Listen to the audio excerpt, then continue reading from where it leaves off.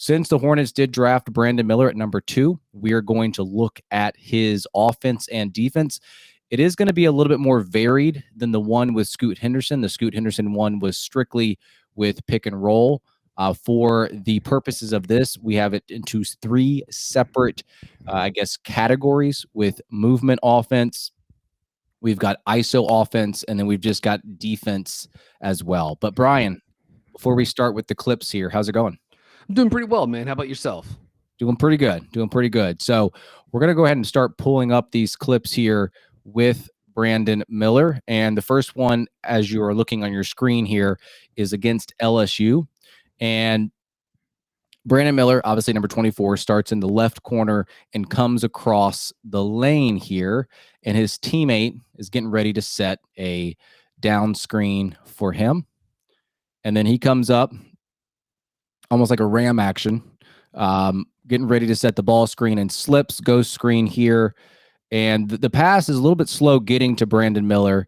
The catches, I want to say it almost bounces twice. It does. It did. Like, I laughed at that rewatching this clip earlier today. Yeah, Jaden Bradley, not exactly putting a lot of steam on that behind the back pass. It literally 2 hops to Miller.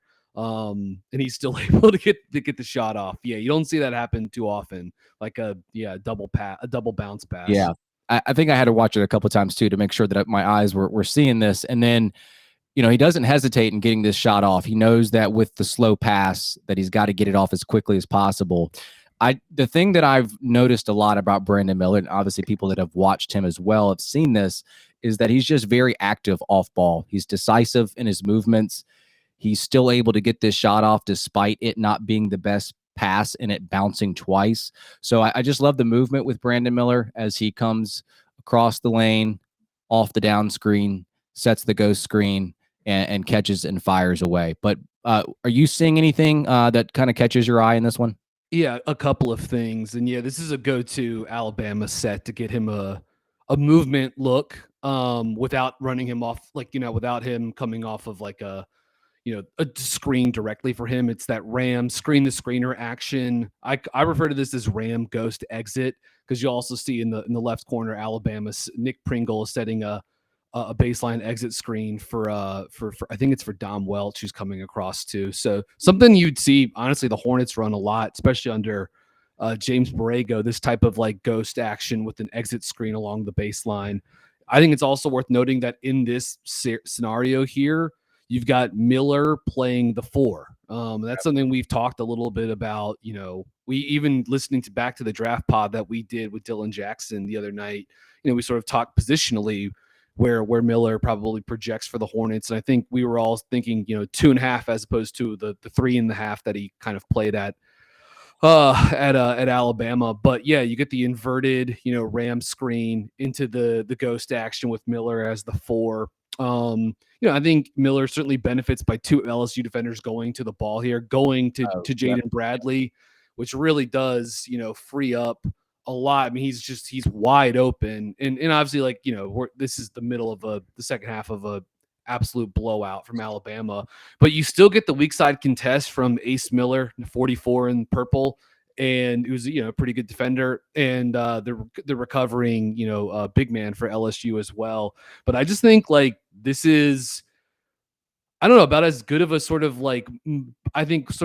baseline movement look you're going to get from Miller. The quick release doesn't get off the floor all that much, but because of the length, it's not like he has like the highest release either, but because of that length, the quick release and enough bounce plus the 3-point shooting range, he's able to hit what is, a clean catch and shoot, I think, but still with a decent, I wouldn't grade that as a good weak side contest because he's still pretty open, but a decent weak side contest. And there are other movement possessions where I think he shows a little bit more lift, and there are movement possessions where I think he shows less lift. Worth noting, this is from Zach Milner's database, but Brandon Miller was 35 of 100 on above the break range NBA 3-pointers this season. So 35% on those looks on a lot of volume, basically threes that were from at least 24 feet out. So lots of volume, shot a pretty good number on those looks as well. And then according to Synergy, I guess I wouldn't call this a stationary catch and shoot, because he is coming off a fair amount of movement here. But Brandon Miller, 1.3 points per shot on stationary catch and shoot makes this year. I'm not sure what Synergy would grade that as. It doesn't quite strike me as stationary. But again, we talked a lot about the ghost actions with Miller at Alabama and how those could certainly be a part of the package, or probably should be a part of the package for him. As he gets set to team up with LaMelo Ball, Terry Rozier, Dennis Smith Jr., like all of this stuff could be, James Bouknight or Bryce McGowan's, like any of those guys that are going to have the ball in their hands some too. But yeah, this is a big part. The movement shooting is a huge part of the package with Miller. I think everyone probably understands that. But it's like if he doesn't have this stuff, then I think it's going to be tough for him to open up other stuff unless he is just a substantially better pick and roll player than I think he's going to be. Yeah, when I envision the Hornets, I envision Rozier in this spot where he sets the ghost screen plenty of times and hits that shot. Yeah, I wouldn't really call it stationary either. Like he gets set, but because he is so, he's such in movement on this play, it feels like it's not a stationary shot. So it's kind of hard to know what you would classify this as. But Yeah. And Richie, this is something where I think a lot of people default to thinking about a movement opportunity being like a pin down screen or a down screen, a player running off that and shooting immediately. And obviously it can look differently, and it can mean so many more things after the shot. And I've also, not all movement possessions involve a screen. Sometimes those are cuts, those are relocations. It can just take place in a lot of different ways. But on this look, we're going to see Brandon Miller starting in the corner, Alabama in a horn set. They pitch the ball here to Charles Bediako in the middle. Noah Clowney sets the pin down for Miller. He goes directly off the pin down into the DHO with Bediako, or to the handoff with Bediako, to get that gut Chicago or gut zoom action, whatever you want to call it, just the pin down into the DHO, something that Alabama did a lot with Miller, like these types of handoff into or pin down into a handoff or screen into a DHO, like any type of like sort of like 1-2 movement sets with Miller. Those were good stuff for them. He's guarded here by Adam Miller, and he starts the possession by coming off the pin down from Clowney into the handoff. And you can see Miller initially goes, the defender Miller, he goes under the screen. And so I don't know what your interpretation was, Richie, watching this, but I do kind of think he could have, like, as soon as he comes off the handoff, like the shot is there. And instead of just, turning on that left foot and lifting up, he does have this habit of needing to take a rhythm dribble and get back moving to his left. And that's something that a lot of, right-handed shooters want to do. And he also has the size to sort of like be able to get his rhythm and still get the shot up over the contest. But it's like, if this is someone like Jordan Hawkins from UConn, Jordan Hawkins is shooting that sucker right off the handoff, like it's just, he's immediately squaring his feet and getting the shot up. So slightly different process. I think they both have their different strengths, their different weaknesses. So I don't know. What was your interpretation of this play? Of these, maybe you don't need to go too much into the screening actions or whatever, but just Miller sort of like needing to use or preferring to use that like rhythm dribble, because he really gets basically the same shot, so I don't know. Any thoughts from you on that? Well, firstly, with this being the same opponent, I was just kind of watching this back to back, and it was kind of started off the same way where he's coming across the paint and on a down screen, but because the big is handling the ball at the top of the key, you're not going to run a pick and roll with him. So you do have that dribble handoff. But yes, right here at this point in the clip, at one point I thought maybe he could just try to turn the corner. Like he could even do that as well. Yeah. He's got his own man on the wrong side of the DHO screener here. So to your point, he can rise up right away, but maybe it's more of like a being comfortable with the fact that he has a rhythm dribble to his left, and he's got plenty of room to get off a shot initially, but maybe he just wants to square it away, take a dribble, rise up with no contest, which, like you said, it's basically the same shot, but maybe just more under control. I Mhm. do like the way he sets up his man, though, in terms of making that jab and then coming back to the left. Yeah. I know as a right-hand shooter, you kind of said it, and even when I play pickup basketball, I like to go to my left first, put the ball in my left hand so that I can rise up and shoot. Not that I'm comparing myself to Brandon Miller. Yeah. That's just Right. natural habit of mine, and I'm sure it's his as well. So that was my thinking. Like, yeah, you're right, but maybe it was just more of him being comfortable and rising up with no contest there with that rhythm dribble. So is that something that you've noticed a lot with him? Yeah, I think so. I mean, he has some versatility coming off screen, so you will sometimes look to see him. He'll curl hard and he'll get downhill, and there are other times he will look to just pure catch and shoot. And then there's other times where, yeah, he does kind of want to, show off the skills a little bit, work into a rhythm, and get to his shot. Again, I think this is different than you'd see from another movement shooter type prospect like Jordan Hawkins, who's just going to come off and catch and shoot that. But Miller has the size and the length to shoot it over the top. And yeah, I suppose those tactics do allow him to also get into some of the like pin down into pick and roll type scenarios too. So maybe there is sort of like a little bit of a playmaking component to it. But I think on this specific example, you're seeing it mostly as a means to get to a spot, get a rhythm, and get the jumper going. All right, let's get over to clip number 3 against my Florida Gators here, down 46-64. And in this particular clip, you see him kind of trailing on the weak side with the big man standing right there at the top of the key. And the one thing that I do love about this play is the way that Miller sets up his man in terms of putting the idea Mhm. that he might go backdoor. And the defender has to also account for the big man setting the screen, maybe the backdoor cut. And then Miller, I feel like pushes off a little bit here. For sure. And the defender knows he can't go under, but he's also so deep, he might as well just go under at this point, but he's going to fight over the top of the screen. And so Miller knows this and is going to try to get downhill and attack this pick and roll. The one thing that I did not like about this particular play is I wish that he would have maybe taken one more dribble here to draw out. Is that Castleton from Yeah, Florida? Colin Castleton. Yeah. And either he does it wide or just one more. I feel like he just kind of gathers a little quickly, but again, it ends in a alley-oop dunk there to his teammate. And I'm just envisioning Mark Williams in that situation. For sure. Well, I mean, back it up to the start of the last clip and then just like pause it. Um, Look, this is like a very NBA type maneuver. Pause it right here. Like this is 5 out from Alabama. I know Bediako's not a stretch option, but he's 5 out here. This is wide action, right? Like this is like 5 out wide action. This is something the Hornets do all the time with Terry Rozier in the Brandon Miller role, right? Like, LaMelo brings it up the left or right side, Rozier's opposite side, and he comes off that sort of like middle pin down or middle brush screen and is sort of either looking to shoot or he wants to curl and try to get downhill. So very, NBA type action that Nate Oates has brought to Alabama, along with several other things that the Tide run.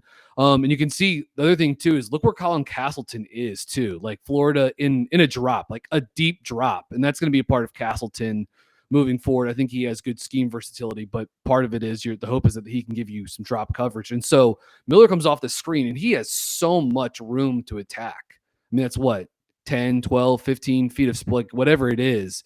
And so I'm glad that he does get downhill. Like he curls this hard. You pointed out, he does a nice job setting up Will Richard, who's a good wing defender, good cover guy to throw at Miller. He does a nice job with the off ball tactics, the off ball tools, curls that. And like he does just enough to engage Castleton, right? Right. Like just enough.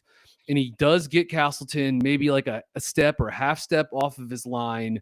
There's no weak side tag from Riley Kugel, and that opens up the lob for Bediako. Miller does a nice job with making what I think is sort of an automatic read, right? It's like he gets the big guy to take a step up. There's no weak side tag, lobs there, make the read. But like this is my kind of like favorite playmaking from Brandon Miller. Like is when he goes quickly and he plays with pace and he gets downhill and he's using the pin down screen to basically kickstart pick and roll. Like I really like that from him. And I think it would be important for Charlotte to find these kinds of options to get him going into a little bit of movement before trying to get him into pick and roll situations, whatever that may look like. And in the last clip against LSU, like one of the things I forgot to mention was like he had time to set that up. Like when he was able to take that rhythm dribble, right? Like come off the Chicago action or the zoom action,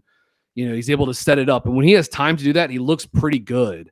But I like in the Florida clip when he goes quickly. Like there's no hesitation in that. So this to me is some of the most decisive play and sort of like playmaking characteristics that you'll see from Miller, at least during his one season at Bama.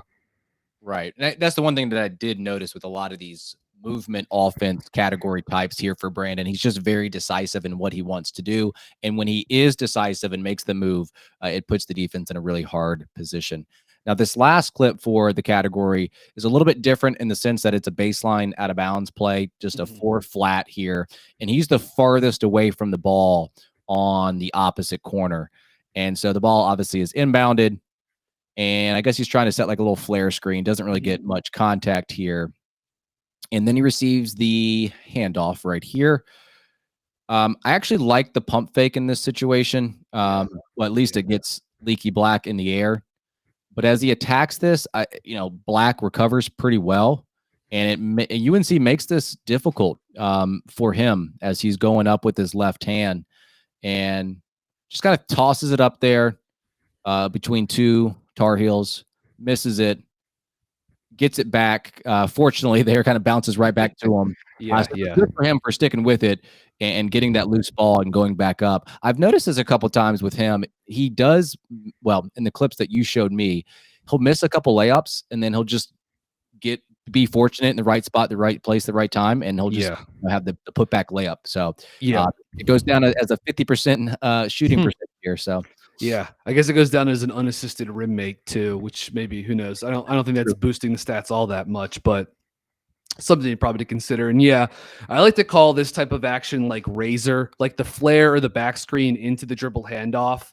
So it's a nice little like Nate Oates again has lots of like nice baseline out of bounds actions. And this is good, Mark Sears, Brandon Miller, probably Alabama's two best movement shooters, and you can use those guys in a pair together. So that's good action there. Leaky Black, the recent two-way edition of the Hornets, MJ getting one last UNC signing before he gets out the door. But he goes under. I do think this is one that Miller probably should be looking to catch and shoot like right off the back here. But again, he wants to kind of get that little like get going left, whether it's to attack or the rhythm dribble. Again, I like the shot fake from him, but that's kind of where you see like Miller doesn't quite have like the burst to like capitalize. Like he's able to create the advantage with his gravity and the shot fake, and that's great. But then he doesn't always have like the pace to sort of like capitalize on the advantage creation. If you're with me on that, and so he's able to, again, he gets that little bit of separation. But as UNC, they're in their base defense. They ice middle. They're no middle. They're going to ice side ball screens and drop on middle third screens. So you've got Baycott back, and this is a really tough attempt against two tall defenders in Baycott and Leaky Black, which is it's no real surprise that he's not able to like pay this one off. This would be a tough finish for a lot of guys at the rim. And certainly for someone like Miller, who this is a weakness of his game. Yeah. I mean, this what on paper you would think of to be like a high percentage shot is really not that high percentage, him going to his weak hand against length, Yeah. I think UNC plays it well. Baycott does a good job of kind of like showing and then kind of backpedaling to kind of cut off the lob here. Yeah. Well, and Puff Johnson does a nice job from the weak side. I mean, compare that to what Riley Kugel did on the last play where like he let Bediako have a free run to the rim. The lob was there. The lob's not there because both Puff Johnson and Baycott are chipping over, a little bit. And again, that's good. Leaky Black is a good on-ball defender with size and NBA type length. So he bothered Brandon when these two guys matched up. That was very early in the season. And that was sort of like in the midst of when Miller was having some of his like worst rim finishing challenges. All right, so the next set of clips that we're going to get into is ISO offense with Brandon Miller. These are clips in which a lot of times his teammates kind of clear out for him and allows him to go to work. And this first clip that you're going to see is against Mizzou here, and it starts with a little bit of a step up screen switch. And I think initially, I think that's Clowney there that sets the screen. Yeah, it is. And because he also gets the switch, he is wanting to take advantage of the switch in the post. So it kind of clogs it up right there on the right side of the court. So even if Brandon Miller wanted to take this guy one-on-one, it probably would not be advantageous because there's going to be a lot of players down there to help out. Yeah. But he does attempt to drive, but he gets cut off, which, good on Mizzou, that player there. And he has to back it out and take it out.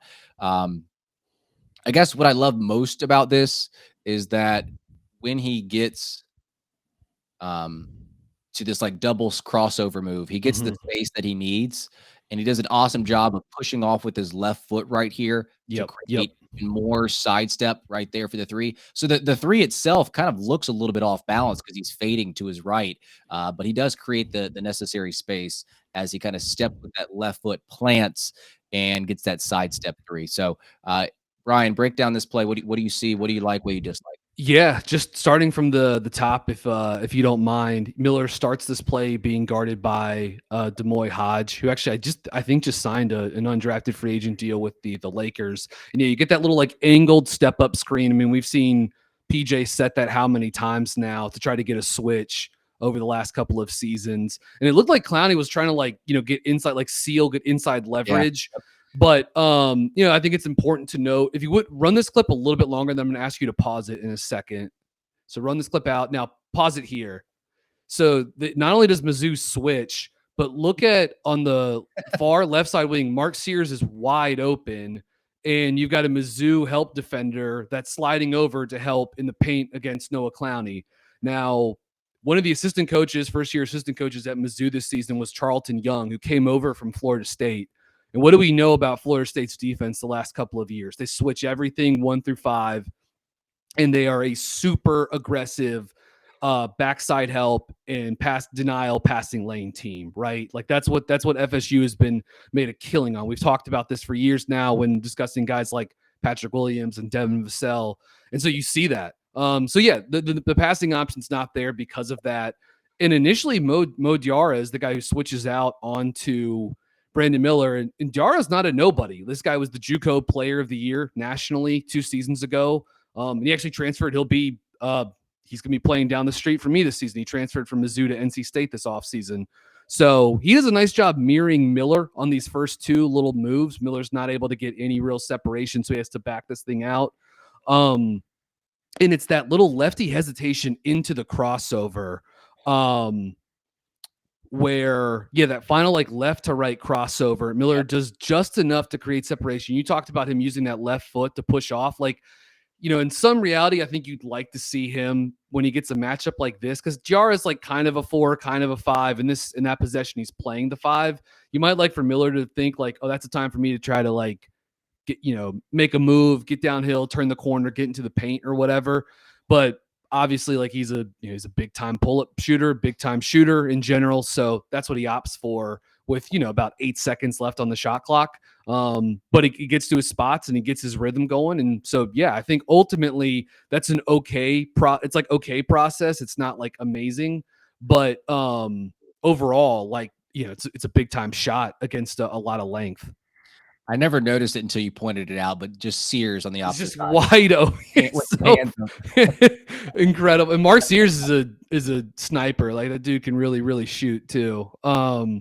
He's a really good player. But yeah, it's pretty funny. Miller was, I think Miller, like I could understand why he was thinking like, can I get this to Clowney or can I just go to work? Right. I don't know how much he was even looking at Sears, but I guess you could, if you wanted to, you could dock him for like not throwing the skip pass or whatever. But right. He and Noah Clowney isolated against a switch on one side of the court is like not bad action to work off of. All right, this next clip number 2 for ISO offense is against Gonzaga. Bama spaces the floor pretty well here and allows Miller to go to work. He gets into the paint, and there's something that I noticed. Again, I have not watched a ton of Brandon Miller, but just the clips that I've seen, does a good job, or maybe he likes to come to a jump stop a lot. And so here he is with a little jump stop, kind of maneuvers around the big and switches to his left hand, and really makes this a fairly difficult attempt. Not that he, has any other option. He has to go around the big. And once again, he misses the layup, gets the putback. And like I said, I've seen this several times. And I almost wonder, I mean, maybe this is not going to solve everything, but if he had a bulkier frame, would he attack this differently? Would he try to go chest to chest? Yeah. Straight up right here, or is he going to try to kind of come to 2 feet stop, maneuver around the big, and go finesse versus power? That's what I wonder. Yeah, like again, he ultimately succeeds on this play, right? Like he gets to the rim with a live dribble. He beats it. Like Anton Watson is a power forward, but a good defender. So like Brandon Miller being able to like attack him. I know it's like a spread floor. It's in secondary or whatever, but that's not bad. I just think you would look when Gonzaga it's a poor rim protection team, especially when Drew Timme isn't at the 5. So like it's good for Miller to think like, let me get the ball to the rim. And he was really good in this game against Gonzaga, especially in the second half. But yeah, I think ideally you'd like to see him try to dunk this on top of Drew Timme or like power through. And it's like, yeah, he has the body control to contort. And he goes off of 2 feet here and has to contort. And just like again, I think parts of this like look pretty. The crossover is nice. He's still able to get it to the front of the rim, and he does so by getting downhill against a good veteran defender. But I think ideally you'd like for this finish to come with more force, whether it's like vertical pop or just like strength to just go through Timme, and that's very easy for me to say. Right. Sitting here in front of my computer, I certainly realize that, but yeah, I think this is one of those clips that sort of like leaves you, even though it's successful, it leaves you sort of like wanting just a little bit more, or maybe it speaks to the fact that like there's some tools here, like he's just got to get stronger and maybe somehow become a little bit more explosive, and maybe there's some like low hanging fruit he can tap into as a 6'8", 6'9" creator. All right, third clip after we play out this clip against Gonzaga is going against UNC. And we got a little cross screen action to get Brandon Miller coming back towards the ball. I also envision this being used with the Hornets a lot too, where like they have like those wiper screens where Rozier goes Mhm. away from the ball and then comes back to the ball, or vice versa. The flare screens, all these things that happen up at the top of the key here. And after he gets the ball, the screener does a good job of slipping right away. But once again, he goes into the paint, I believe, and comes to a jump stop like the previous. Mhm. I think if he's a guy that struggles at the rim, like hitting this like push hook shot here is something that might need to be in his like bag. Who knows Yeah. his length. You talk about on the podcast all the time, Brian, that he kind of relies on his length more so than his power Mhm. to score. And this is one of those plays where he can't get all the way to the rim, but because he has length, he can kind of get this Yep. up over the big there. Yep, exactly. All good points. And yeah, like these kind of like early offense down screens are again, every NBA team runs them. The Hornets do it a lot with Terry Rozier, or they'll do it with LaMelo sometimes too, depending on lineups. I do think context is important for this clip. You'll notice it's in the third overtime of I did this not ended notice up. This was a 4 overtime win that Bama had against UNC earlier this season. And also, UNC has mixed up its coverages. I said earlier, UNC is a no middle defense that usually drops against middle screens. But with Pete Nance at 5, who I think he just signed a deal with an undrafted deal with the Cavs, I believe. They're switching. They're switching actions here. So Miller gets matched up against a pretty mobile 4.5, 5, and Pete Nance. He played the 4 this season for UNC, but he played some 5 and played some 5 at Northwestern before he transferred over too. Is that similar sort of like left to right hang crossover dribble that he used against Anton Watson? That's what he uses to kind of get the initial step on Nance. Mhm. Um, Very similar, drives. Again, he wants to come to the jump stop and have the 2-foot leap, like maybe not totally comfortable in the half court, just like fluidly going to that like a live ball 1 foot leap, which again, I think all of this stuff is sort of related. But as we've talked about, Richie, like one of his big scoring tools is the size and the length that he has. And he gets that shot up over. I mean, Pete Nance is again, 6'11 mobile center with good length. And Leaky Black also has maybe the better contest on this, with another 6'8 forward with good length. So you see Miller being able to play over the top of those two guys with touch. And yeah, this absolutely, like, this type of shot is going to be a big part of his like finishing package in the final third of the floor, as he transitions to the Hornets. Here it is one more time, and then we'll get to the fourth clip. And the fourth clip to me is probably the one that has the most negatives, I guess. I'm not sure how the clip starts. He might have set a screen there, but he pops out to the 3-point line, receives the pass here against Georgia, and goes to work. Again, a lot of the crossover stuff that he's trying to get to and get his opponent off balance. It looks like he's trying to get to a Euro step right there, but gets bodied up. This Georgia defender. I don't think he actually travels. Like, it almost looks like he does, but I do think he's on the ground. And obviously, it's not called a travel. I'm not sure how this play ends per se, but obviously, this is another example of Brandon Miller where his dribble is killed because of any advantage that he did create was taken away because of the lack of strength that he has. So we talk about that being one of the biggest things that he needs to work on the next level. He has a lot of the skill to get to the point to where he needs to go and crossovers and trying to get to this Euro step. But he really just gets bodied up here, Brian. Yeah, I mean, this felt like he just like, he tried something and it didn't work, and then he kind of just like evacuated like halfway through it.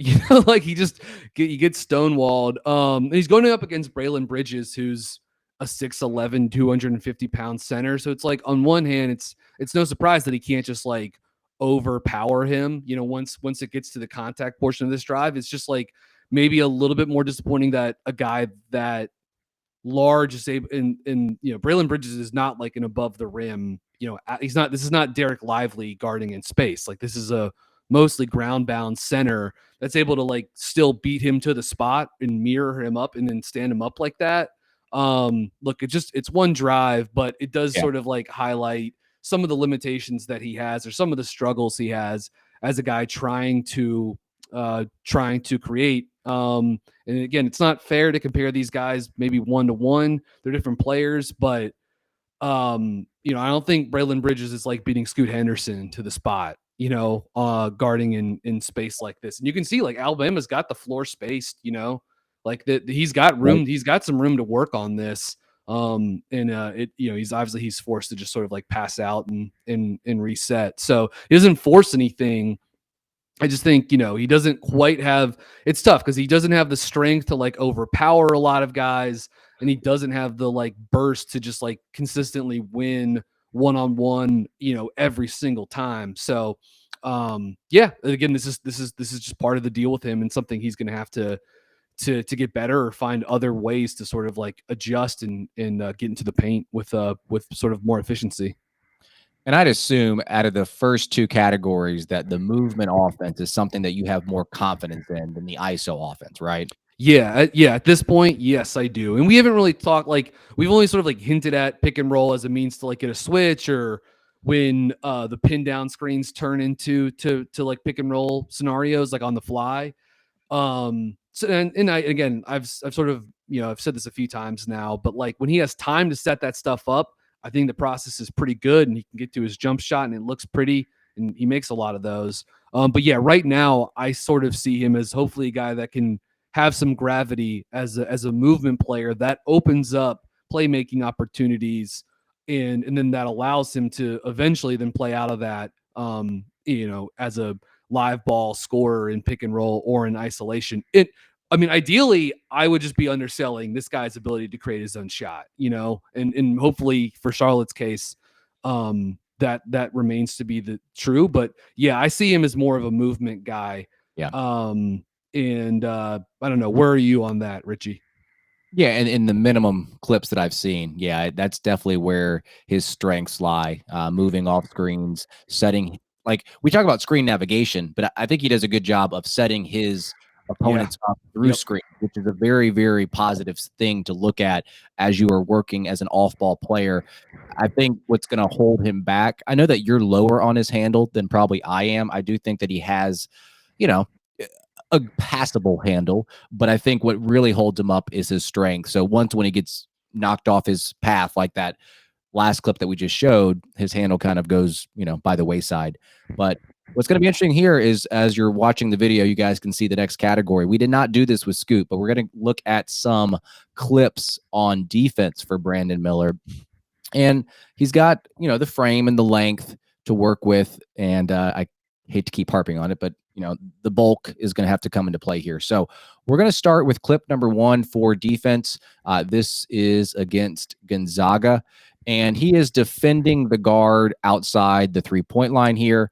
And one of the biggest things that you're going to see in this possession is his effort and his screen navigation. It's going to be put to the test because the big, I believe, flips his hips a couple times, resets screens, and stuff like that.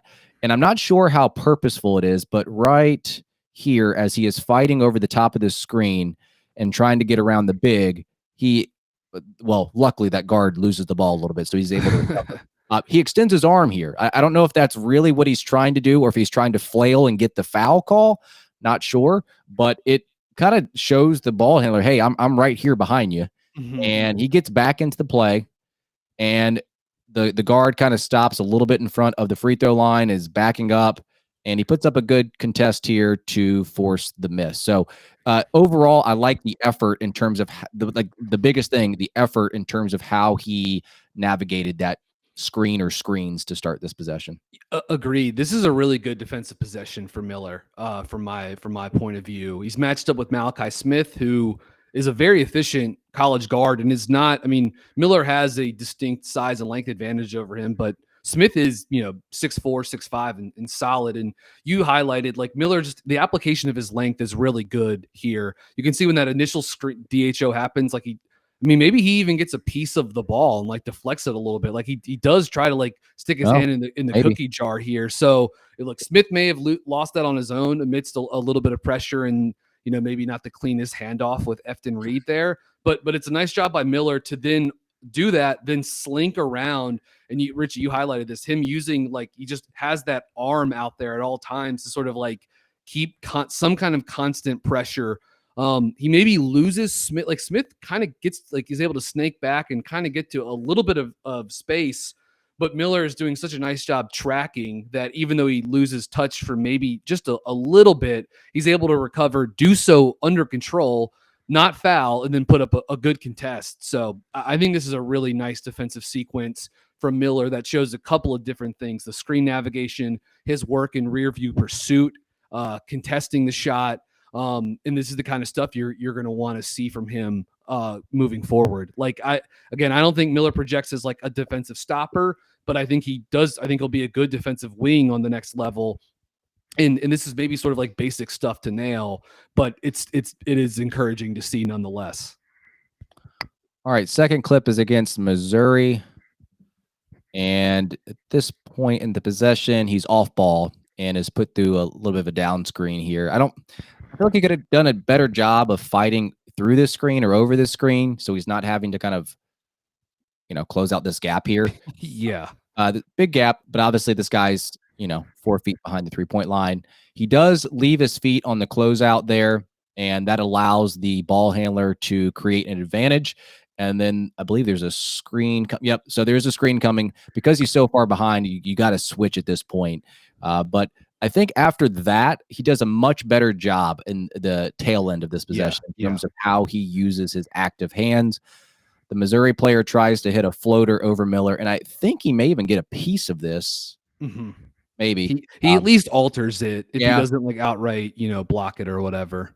Yeah, so I thought he recovered well. I think initially the first part of this possession wasn't the greatest, but maybe I'm just kind of nitpicking here. No, I would agree. And I mean, he does not do a good job navigating that first pin down, and then it's a sloppy recovery on his part. And look, I know that would be a very deep attempt, but Demoy Hodge is a very good offensive guard, and he can shoot from out there. So you would want him to stay attached. I think he closes this possession down well. Like I agree, Okay. Richie, but he's able to do that in part because like he gets like kind of bailed out that there is this screen and this switch because like Raylan Griffin is able to switch out and kill the advantage. Like if there's no screen and that like I don't know, Hodge, like I don't know what else he could have really done at that point, but it's like he allows Miller to get back into the Yeah. play, and Yeah. Alabama's a team that switches a lot, especially if they can do it 1 through 3 or 1 through 4. Like this is just an auto switch for them. And so that just immediately kills the advantage. And then I guess from you got to there, ghost the screen here. You got to ghost the screen and flare out, I guess. I don't know. so I don't know I mean, anything what they didn't do, and like again, DeAndre Golston is a good player too, but like this is a play that Miller has to win, and he does. Like I mean, DeAndre Golston is not able to get a good. He takes a really tough shot, and it's a very good contest, alter, or if not like an outright block by Miller. So again, he recovers, I think, but the start of that play is like kind of a mess, and he does get like bailed out a little bit by Goldston kind of getting in the way to set another screen in the middle of the floor there. All right, third clip. Yeah, I'll narrate this one. Yeah, here we go. So I will say this is one of the like when I was watching this game. This was maybe like 2-3 weeks ago. I was watching and clipping this game, and this one made me like outright laugh when I watched it because like I mean Georgia just gets absolutely demolished in this game, but like this play just like fully encapsulated like Alabama's like length and athleticism advantage. So like he's matched up with Justin Hill, who's a 6-foot point guard. He does a nice job sort of like sliding in space against a small, quick guard. But as Hill goes downhill, he does a really nice job getting with this ball fake, like in the middle of the paint as he gets further downhill. Like in Brandon Miller does not, I mean, he reacts to it. Like he's for a second, he is beaten on this play again because of a really nice ball fake by Hill. If we run the clip actually. So yeah, you'll hear Miller so far so good. Hill's able to turn his hips, which that's something to probably keep an eye on with Miller going forward. And then yeah, the ball fake. And like I think if Hill is like a player of like any sort of size, he's able to just like spin into a fadeaway here, but he double clutches. I mean, like look, he fades to the 3-point line. It looks like. Yeah, it will also like look at Brandon Miller's feet when he blocks the shot. Like I think he's standing on the ground. Like he is at least like 1 foot on the floor when he blocks Justin Hill's attempt here. Like pretty laughable. And again, just goes to show you like he was beaten. He has, but he just has such a length advantage that he's able to come back and block the shot. Like again, it's kind of an unserious play. Like it's kind of a joke, but I do think this play is worth highlighting because of if we're thinking about Brandon Miller guarding smaller, quicker players, like where is he laterally in terms of moving his hips in tight spaces, and then you see the tools at the end with the length to be able to block the shot. And he did have a block rate of I think around 2.5% this season. So he didn't create a ton of events in Alabama's defense, but he did block like his fair share of shots, including some, as we've seen on the last 2 possessions, some stuff that isn't necessarily like right at the rim. These are right.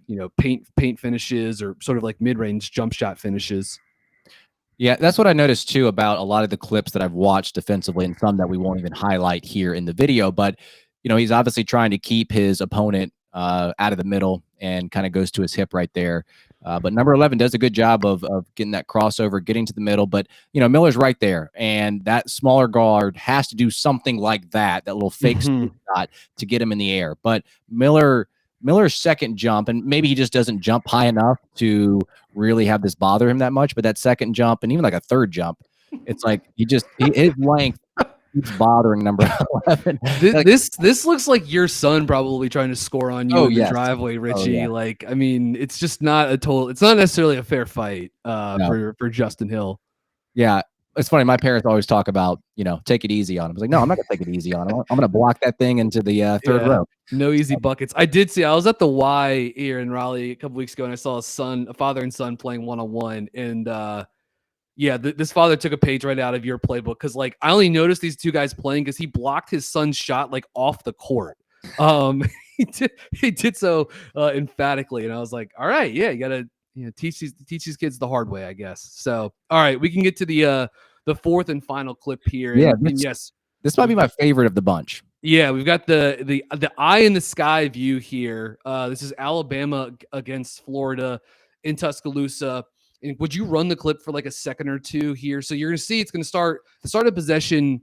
And he's on the weak ball, side block, by the way. Yes, exactly. So the play starts with like, it's a Colin Castleton elbow touch that then turns into empty corner pick and roll for Florida. You can see they've got 3 shooters spaced out. And Brandon Miller, as Richie notes, is the weak side low defender. So like he's got 1 foot in the paint down on the block. That's a lot of responsibilities for him. He's got to be, especially on an empty corner look like this, like you've got to be able to help in a few different places and be ready to close out. But like this is Todd Golden at UF, spread empty corner pick and roll with good spacing. And then I think it's Myron Jones who drives here, and he throws like Castleton doesn't like, he kind of short rolls, and he's very good in space here because he can Castleton can really pass. He's got a nice hook shot. He's got good touch. Like he's got some moves in the post. So this is like not a bad spot for him to get the ball. And as you see, Alabama swarms him. Like this is the first play of the game. They double team him, and Castleton makes a nice read. Like that's Will Richard that he skips the ball to. Will Richard is a 40% 3-point shooter. And this is just like not just Brandon Miller. This is like nice team defense by Alabama too, with the X out where Miller he closes out to Richard because that's the priority, and then Jaden Bradley, who's going to be playing for Arizona next season, does a nice job Xing out to the corner. I think it's Riley Kugel that he closes out to. I can't remember, but you see when that player starts to drive out of the corner, Miller does a nice job being in the gap, like he shows. And then he's able to close back out to Richard and put up a good contest to make this 3 a little bit more challenging for a good shooter with good size. Yeah, I like this view. It took me like 8 seconds to figure out where Brandon Miller was because it feels like I'm up in the But it's a pretty cool view because you can see everything that's happening. Mm-hmm. You can see the spacing so well too. Like, it's pretty cool. So yeah, this is definitely my favorite clip of the bunch. And I think what was pretty cool too, on the initial he pushes his teammate in the back here. He says, "Hey, you go right there. You go help out on Castleton." Like he pushes him, and now he knows he's really responsible for 2 guys out here. And you talk about the team defense, and the initial pass was just a good pass. It's him closing out, X out, and then I think he does a good job here where he doesn't leave his man too much. He kind of splits the difference and forces the ball handler to make a decision. And once again, he does leave his feet, or at least it looks like he does, and then he recovers and contests. And like I said, he's shown the ability to recover after that first jump and get that second jump contest there.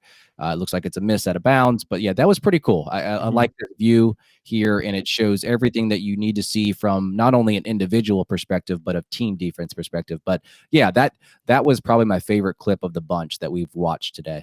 Yeah. Yep. Yeah. Good team defense by Miller, kind of quarterbacking on the weak side and showing the versatility, right? Like making multiple rotations, being in the right spot, closing out, contesting. I wouldn't say it's like perfect defense, but that's pretty good team defense. Guarding, what is a tough, that's a good play. That's a good possession for Florida. Like empty corner pick and roll that ends up with Colin Castleton drawing 2 in the middle of the lane and spraying out to Richard, who's a good shooter. Yeah. Well, we hope you guys appreciated this video breakdown. Obviously, the Scoot Henderson one is already out, but the Brandon Miller is more appropriate as the Hornets did draft him number 2 overall. We showed a little bit of everything, offense, defense, and this will be out as an audio form as well as a video form. So thanks so much for the support so far. For Brian, I'm Richie. We will talk to you guys later. Take care.